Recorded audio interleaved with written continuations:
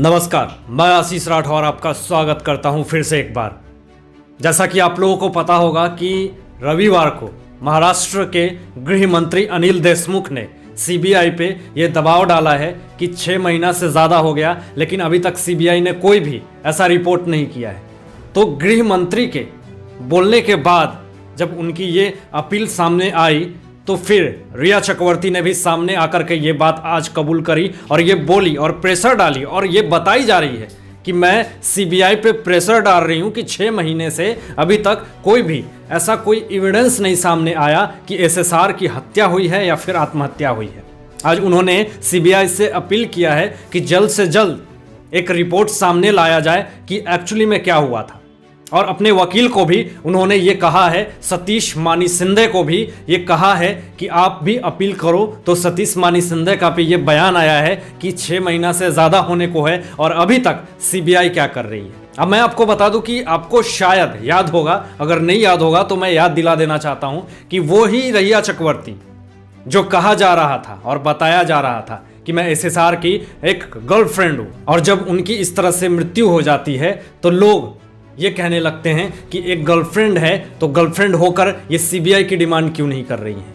और जब सीबीआई की डिमांड की जब ये मांग करती हैं तो फिर सीबीआई से दूर भागने लगती हैं। बहुत सारे ब्लेम ईडी, एनसीबी, सारे लोगों के चपेट में ये आई रिया चक्रवर्ती, और अभी तक कौन सी दुनिया में ये गायब है, कौन से जगह पे लिप्त हैं, ये अभी तक पता नहीं चला। मैं आपको बता दूं कि पटना में एसएसआर के पिताजी ने जब रिया चक्रवर्ती के अगेंस्ट केस किया और सिद्धार्थ पिठानी और भी कुछ लोग थे, दीपेश सावंत, बहुत सारे लोगों पे जब केस किया तो जाकर के ये सीबीआई हरकत में आई और सारी मुंबई पुलिस हरकत में आई।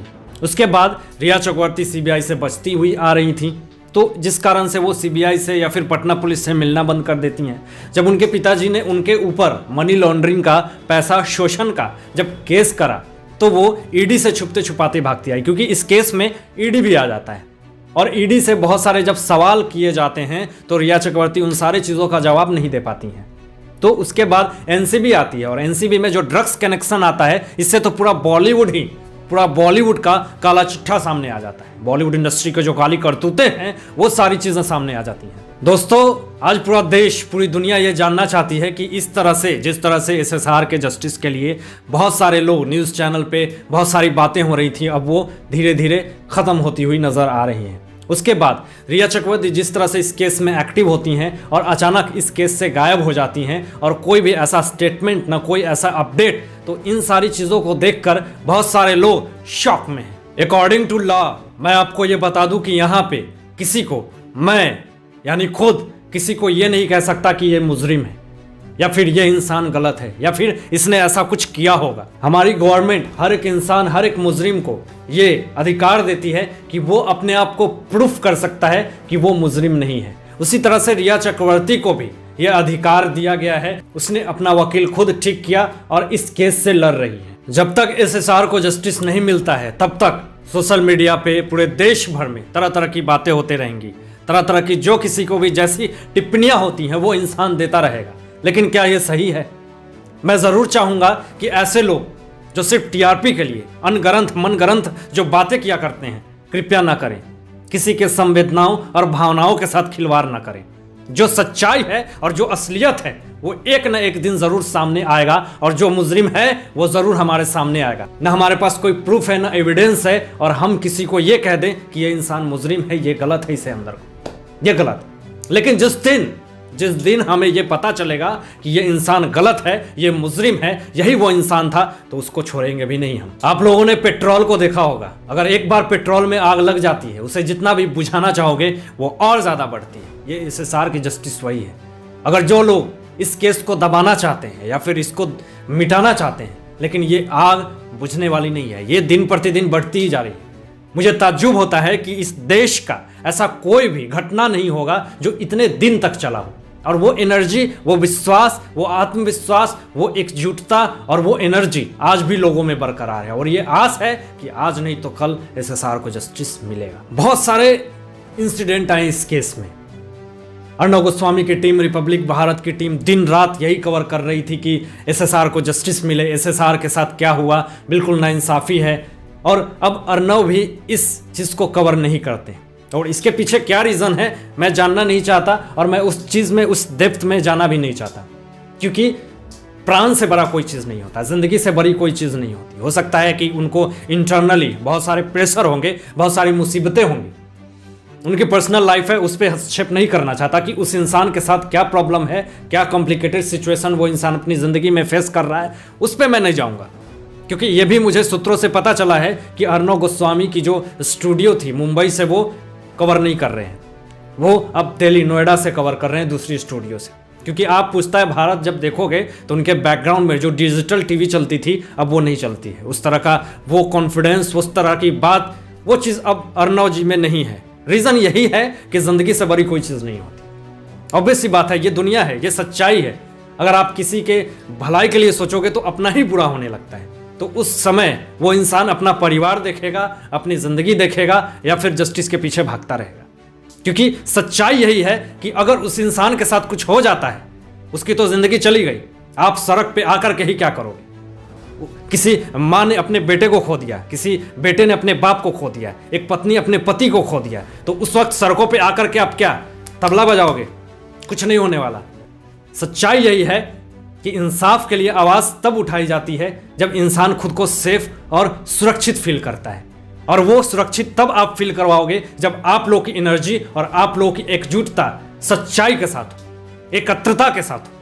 ये नहीं कि आज वो इंसान थोड़ा सा अपनी आवाज़ को दबा लिया, ये सोच करके कि मेरी जान को खतरा है, तो फिर आप लोग ये ना सोचो कि वो इंसान गलत है या फिर वो इंसान बिक गया। ये कभी मत सोचना, क्योंकि ये आपकी सोच जो है ना वो गलत है। क्योंकि ये सोच ही है जो इंसान को नीचे गिराती है, नहीं तो ऊपर उठाती है। क्योंकि आप सब एक एक जनता हमारे देश के धरोहर हो और हमारे धरोहर। मैं आपसे हूँ, आप लोग मुझसे नहीं हो, मुझे पता है, क्योंकि आप लोग के सपोर्ट से ही मैं हूँ। और आप लोग जो सुनना चाहते हो, जिस तरह की बातें, वो मैं आप लोगों के सामने लेकर के आता हूँ। बहुत सारे लोग ये पूछते थे, बहुत सारे लोगों का ये सवाल था कि सर अर्णव गोस्वामी के बारे में आप कोई बातें नहीं करते हो, अब रिपब्लिक भारत पे क्यों नहीं सुशांत सिंह राजपूत की न्यूज़ कवर चलती है, क्या हुआ ऐसा? बहुत सारे रीजंस हो सकते हैं। अर्णव खुद अभी एक बहुत बड़े परेशानी में है, वो खुद अपने आप से वो जूझ रहे हैं, क्योंकि सुप्रीम कोर्ट ने साफ कह दिया है कि आप ये एक पॉलिटिकल केस हो चुका है, आप इस पे कोई टिप्पणी नहीं दे सकते। और 10 लाख के पेपर पे उन्होंने बॉन्ड पे साइन भी करा है कि महाराष्ट्र सरकार के विरुद्ध अगर तुमने कुछ बोला तो फिर तुम्हारी जिंदगी खत्म, या फिर तुम्हारे साथ कुछ गलत हो सकता है। ये बात मैं हमेशा कहता था और आज भी कहता हूं और हमेशा कहता रहूंगा कि अर्णव गोस्वामी आज भी अगर वो नहीं बोलते हैं बॉलीवुड इंडस्ट्री के बारे में या फिर कोई भी ऐसी बातें नहीं करते हैं, लेकिन जो सच्चाई उन्होंने रिस्क लेकर के, मुसीबत को झेल करके जो पूरी देश और पूरी दुनिया के सामने उन्होंने रखा, ये अपने आप में एक बहुत बड़ी बात है। बॉलीवुड की वो ड्रग्स मंडली, देखो मैं एक चीज़ हमेशा कहना चाहता हूँ पूरे देश को और अपने व्यूअर्स को, और हमेशा कहता भी हूँ कि पूरे बॉलीवुड इंडस्ट्री बुरी नहीं है। मैं हर एक इंसान को गलत नहीं कह रहा, वहाँ पे अच्छे भी लोग हैं, अच्छा काम करते हैं, अच्छी सोच के हैं, लेकिन कहते हैं ना कि एक आलू की बोरी में अगर एक आलू सड़ जाए तो पूरा बोरी खराब हो जाता है।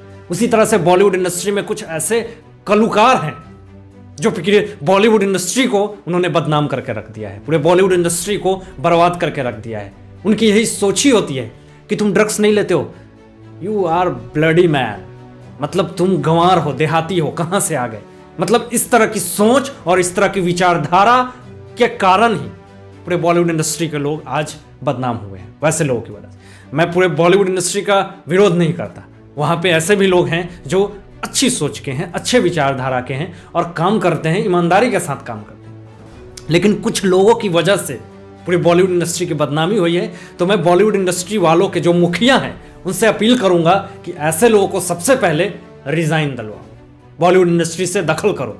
जो नशाखोर हैं, जो पूरे यूथ को डिस्ट्रैक्ट करने की कोशिश कर रहे हैं, ऐसे लोगों को बिल्कुल उस जगह से दूर किया जाए। दोस्तों, रिया चक्रवर्ती के इस सीबीआई की रिपोर्ट की मांग के बारे में जो सतीश मानी सिंधे जी ने रिपोर्ट जो मांगा है उस विषय में, और इतने दिन तक रिया चक्रवर्ती के गायब रहने के कारण कौन कौन से ऐसे सवाल आप लोगों के मन में आ रहे हैं, ज़रूर आप लोग मुझसे शेयर कीजिएगा कमेंट बॉक्स में। और इन सारे बातों पे, इन सारे विचारों पे आपकी क्या सोच है, अपना विचार जरूर व्यक्त कीजिएगा कमेंट बॉक्स में। तो आज के लिए बस इतना ही। मैं आशीष राठौर विदा लेता हूं, एक नई सोच के साथ आपके समक्ष उपस्थित रहूंगा। तब तक दीजिए इजाजत, अपना ध्यान रखिएगा, ख्याल रखिएगा। Thanks for watching my videos.